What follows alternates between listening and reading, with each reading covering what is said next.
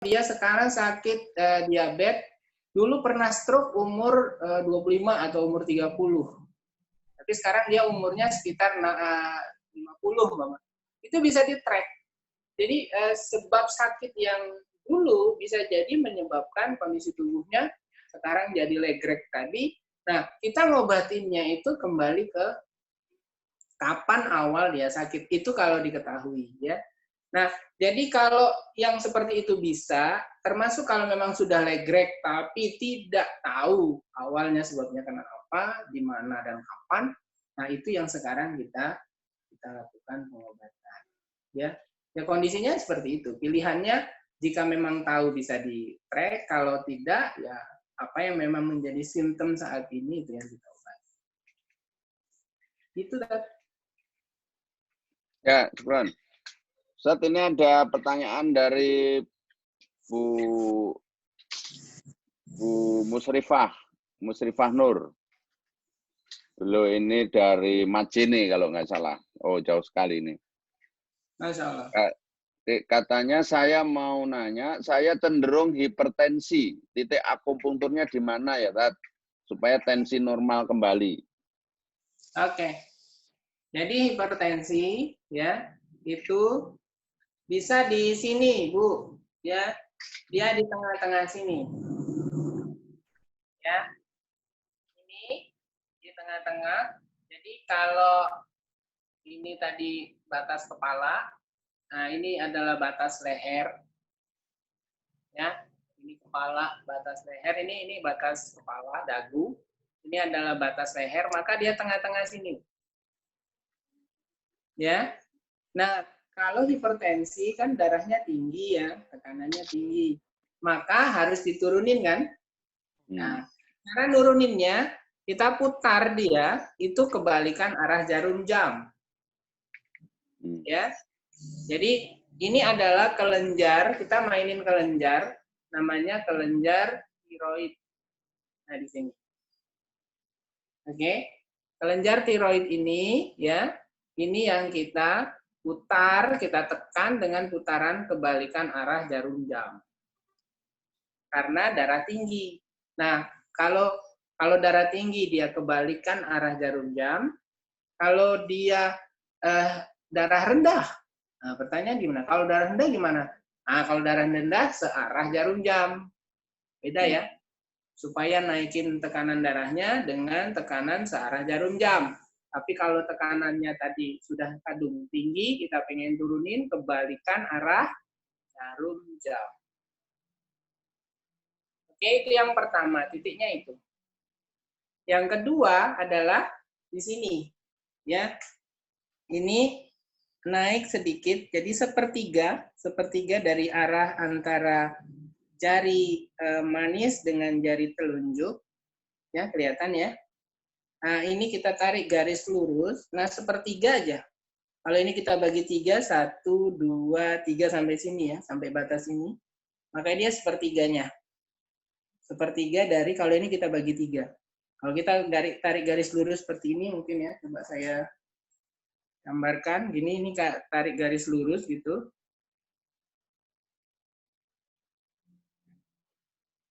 Nah, seperti itu. Maka ambil sepertiganya. Kurang naik, Tat. Kurang naik. Nah, gini. Ya. Ya, sepertiga yang mana? Yang bawah. Ya, sepertiga yang ini yang kita pilih. Ya. Nah, dengan apa? Pijatan juga bisa. Kita pijat gitu. Dengan arah pijatannya tadi sama untuk menurunkan dengan kebalikan arah jarum jam.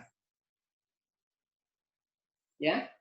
Jadi kita bisa melakukan pijatan untuk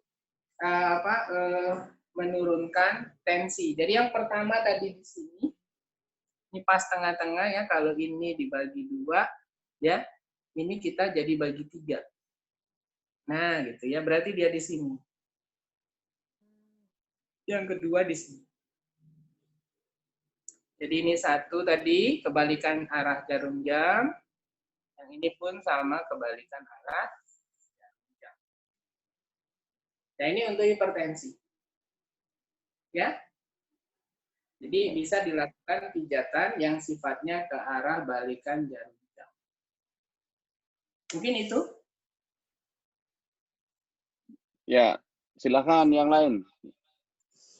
Kalau ada pertanyaan. Assalamualaikum. Yang lain. Waalaikumsalam warahmatullahi wabarakatuh. Ya, silakan Pak Budi. Saya mau tanya nih untuk Pak Ustadz Budiman ya. Ya. Ustadz Budiman, Assalamualaikum. Waalaikumsalam warahmatullahi wabarakatuh. Saya kemarin dengar ya Pak Ustadz dari WHO yang virus COVID itu kan maksudnya. Itu ternyata yang positif itu golongan darahnya di luar O. Jadi yang O itu jarang kena virus COVID. Gimana Kenapa? Pak Ustadz? Jadi berdasarkan WHO yang kena virus COVID itu adalah golongan darahnya bukan O. Oh, yang kena bukan O. Kebanyakan mayoritas. Jadi yang O itu lebih imunnya lebih kuat katanya Pak Ustadz. Terus? Nah pertanyaannya penyebabnya kenapa? Kalau memang betul ya Pak Ustadz, itu apa kira-kira? Kenapa kurang bertahan yang A atau B, AB atau A, B, AB ya? Kena sering kena serangan gitu Pak Ustadz. Itu saja mungkin Pak Ustadz. Oke Pak. Jadi kebetulan saya baru dengar ya info ini dari Bapak bahwa ada fenomena ternyata katanya yang terserang virus itu kebanyakan yang di luar golongan darah O. Nah ini perlu pembuktian ya, jadi kita nggak bisa juga seperti itu, faktanya seperti apa, karena kan banyak hal yang bisa membuat seseorang itu terserang virus.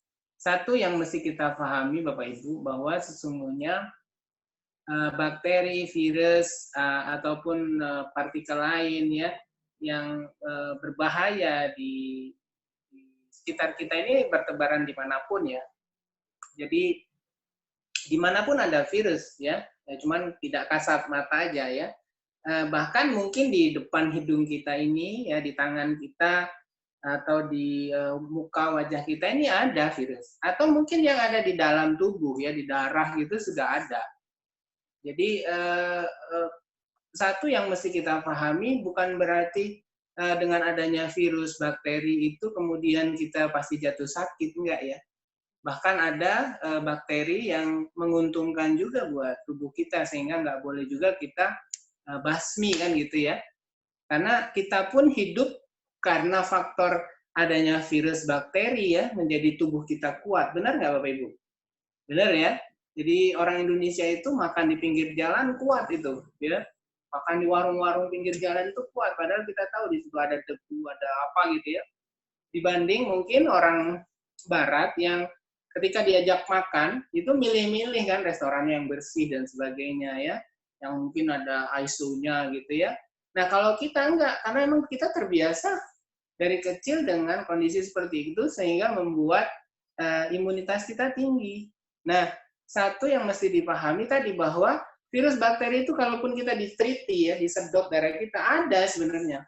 Tapi dia tidak menimbulkan sakit pada diri kita. Mau golongan darah apapun ya, mau O, A, B, C, semua pasti ada. Nah, pemicunya apa? Nah, itu yang perlu kita pahamkan bersama ya. Karena tadi dia setiap diri ini punya bibit-bibit penyakit itu, yang membuat itu muncul, kemudian menjadi dia jatuh sakit, apapun itu ya, termasuk flu pilek yang umum lah, kita nggak ngomongin COVID ya, flu pilek biasa. Orang itu jadi kena flu pilek apa diantaranya? Ya kondisi tubuh dia memang lagi turun. Pemicunya apa? Banyak hal. Ya khususnya kita dengan hidup di kondisi seperti ini, di mana ekonomi itu ditanggungkan oleh kita semua ya. Bahkan sehat sekarang juga harus bayar meskipun nggak sakit ya. Ya ini fenomena yang buat orang lebih tekanan mental, tekanan pikiran, emosional. Nah itu yang membuat paling cepat daya tubuh, daya tahan atau imunitas tubuh seorang itu jatuh. Ya Hari ini seneng, Bapak lagi seneng nih, lagi di dalam rumah seneng. Ya, dengar berita ada yang meninggal aja atau ada yang kesusahan, itu gimana?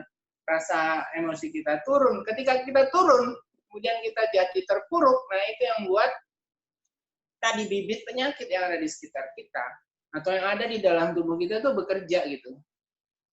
Jadi ada ilmuwan Bruce Lipton namanya, ya, ilmuwan Inggris, ilmuwan Amerika, ahli sel. Beliau dalam statementnya dari penelitian mereka terhadap kultur sel, jaringan dan sebagainya bahwa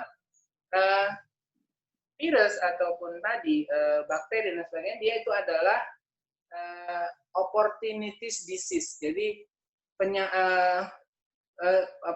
penyebab sakit yang karena opportunity, karena kesempatan gitu. Kesempatan apa? Ketika manusia itu memang dalam kondisi lemah imunitasnya atau karena banyak faktor yang buat dia jadi lemah sehingga mereka menyerang, jerat gitu. Ya. Jadi itu banyak hal yang juga membuat orang jadi jatuh sakit, ya antaranya pikiran ya. Sekarang yang menjadi faktor paling utama adalah diantaranya pikiran. Ya, kenapa? Kalau makanan minum kita sama ya, Bapak Ibu sama aja ya. Kita beli beras yang banyak pestisidanya, gitu ya, atau sayuran yang pestisidanya mungkin di luar takaran ya. Faktornya itu ya. Tapi yang buat orang jadi sakit, kemudian dia jadi terpuruk, kemudian jadi atau sakitnya lama itu apa? Emosi ya, jadi pikiran dan emosi. Nah itu yang kita nggak bisa lepas ya. Kalau pengobatan Barat memang nggak mengesampingkan itu. Bahkan teori mereka tidak mengenal yang namanya akhlak, ya, kemudian spiritual dalam dunia pengobatan nggak mereka, karena mereka hanya lihat fisikal. Ya konsep sekularisme kan seperti itu. Nah sementara tubuh kita ini adalah satu kesatuan, bukan hanya fisikal, tapi juga emosional, termasuk pikiran dan sebagainya. Jadi perlu ini ya, perlu kita garis bawahi di situ, belum bisa bukan jadi sebab bahwa orang berbeda golongan darah kemudian dia mudah sakit. Gitu ya, mungkin itu Pak. Ya, syukran. Ada lagi? Pak Lili atau Bu Tuti atau Mas Safilin, ada pertanyaan?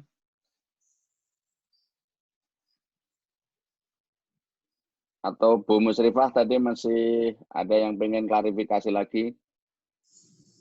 Masih ingat nggak muternya ke kiri atau ke kanan tadi?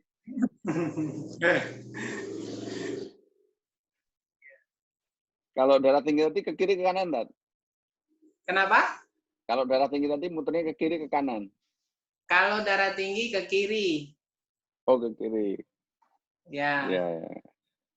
Arah tawaf ya. Ya, ke arahnya kiri. Ya, mungkin asam lambung tinggi juga bisa ya. Karena biasanya makan, kemudian sekarang kosong perutnya. Nah, di mana tempatnya? Di sini. Ya, kalau lagi gangguan-gangguan lambung. Jadi, ini kiat buat jaga supaya kalau ada gangguan-gangguan lambung di sini, nah, kurang lebih. Ya, di sini. Nah, itu sama, bisa dipijat. Tergantung kalau asam lambungnya tinggi, ya kita kurangi asam lambungnya dengan pijatannya kebalikan dari arah jarum. Ya, kebalikan. Ke kiri ya. Kalau lambung, asam lambung tinggi. Ya. Atau susah BAB. Ya, biasanya kan, biasanya ke belakang, ini nggak ke belakang ya. Karena panas perutnya atau apa. Di mana? Nah, di sini. Kalau susah BAB, tarik saya kasih garis aja gini, kemudian ke sini, terus ke sini. Nah. Jadi kalau susah BAB, urutnya gini Bapak Ibu. Nah, dari sini naik ke atas, itu ke bawah, gitu. Ya. Kalau susah BAB ini, insya Allah Bapak Ibu, kalau sering sembelit gitu ya, atau konstipasi istilahnya. Nah, ini tekan dari sini, dari antara kelingking dan jari manis, ya. Ini antara jari kelingking dan manis. tarik ke atas gini, kemudian ke bawah, terus keluarin. Ini sebelum ke belakang juga bisa Bapak Ibu mencet ini, ya, antara 20 kali gitu. Nanti bisa dirasakan reaksi di usus besarnya. Itu biasanya mau ke belakang. Ataupun kalau udah ke belakang nggak keluar-keluar nih, padahal biasanya buang air. Ya Bapak Ibu ambil pegang tangannya seperti ini sambil ke belakang, terus diurut ya dari atas, dari bawah ke atas, terus datar, turun dan keluar. Nah ini adalah kiat untuk bagaimana kalau ada gangguan konstipasi. Siapapun ya, baik kita, orang lain, anak, cucu dan sebagainya. Ya, biasanya gangguan-gangguan tadi lambung atau susah buang air besar. Seperti itu. Jadi kiat sederhananya yang bisa kita lakukan di tengah sekarang kita juga lagi melaksanakan ibadah puasa. Ya, harapannya puasa kita lancar tanpa ada gangguan, ya bisa beraktivitas dalam artian beribadah dengan baik. Mungkin itu kan? Ya. Ada lagi? Ya, silakan Mas Anand. Ini titipan nih, jadi ini tangan saya. Istri saya ini sakit kalau dipencet sininya nih. Gimana tadi? Oh ya, terus? Sakit nyeri luar biasa. Nah itu ya. Ada gangguan di mana? Karena di badannya kayaknya. Ya. Ada masalah gitu. Ini tadi, ini paru tadi. Paru-paru. Kalau yang di sini nih? Iya. Ya. Kalau saya gambarkan gini ya, boleh lihat tangan saya tadi. Ya. Ini garis tengah ya, ke sini. Maka dua bagian ini ya.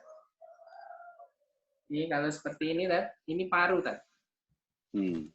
Jadi dua ini paru. Nah, baru mendekati garis kehidupan kita ini kalau kita tarik garis gini, ya ada garis yang ini ya. Nah, dia mendekati ini. Nah, ini baru jantung. Ya, ini jantung. Ini paru. Kalau masih di sekitar ini paru. Ya, atau diafragma sini paling enggak. Jadi batas antara dada dengan perut. Nah, itu garis ini. Selama dia masih di atas garis ini, berarti itu area dada. Gitu ya. Nah, ya kita pijat-pijat aja. Makin lama biasanya nyerinya juga nanti makin berkurang. Ya, atau bisa ditekan-tekan. Tujuannya apa? Supaya ketika ada stagnasi, ada energi yang tersumbat atau nyangkut, itu bisa diluruskan atau dilancarkan. Setiap pijitan itu rata-rata berapa menit? 1 sampai 5 menit aja, Tat. Oh. Dan intervalnya boleh sehari 3 kali gitu ya. Atau menjelang tidur. Tadi tujuannya untuk menjaga paru ya. Itu ini ya, Tat, apa?